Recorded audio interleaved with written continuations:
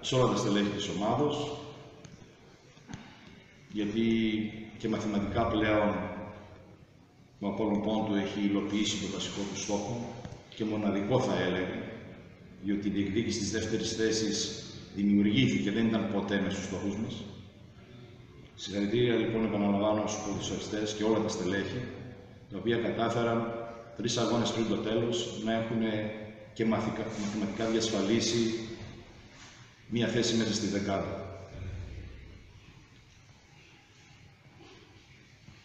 Διεκδίκηση δεύτερης θέσης είναι ο επόμενος στόχος. Δεν είναι αυτός ο σκοπός όμως.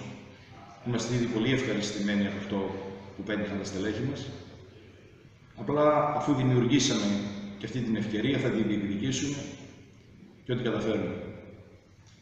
Σε ανύποπτο χρόνο είχα πει ότι αν φτάσουμε σε μία θέση να διεκδικούμε μαζί με άλλες ομάδες την κατάκτηση δεύτερης θέσης, θα μπορούσαμε να υλοποιήσουμε και αυτό το στόχο αν είχαμε όλα τα στελέχη μας υγιή.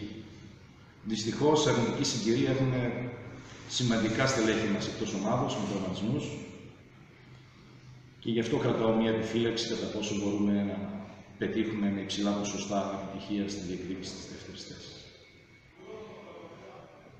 Εκτιμώ ότι ένα ευχαριστώ από όλους όσους είναι κοντά στον Απόλλων Πόντου είναι πολύ λίγο προς αυτούς τους ανθρώπους οι οποίοι πέτυχαν αυτό που και στο δικό μου το μυαλό όταν ξεκινήσαμε ήταν ένας δύσκολος στόχος, αλλά πιστεύαμε ότι είναι εφικτός. Αλλά το να τον πετύχεις και μαθηματικά 3 αγώνες πριν το τέλος, θεωρώ ότι είναι αυτό που λέγαμε μικρό θαύμα κάτω από τις συνθήκες στις οποίες επιτεύχθηκε.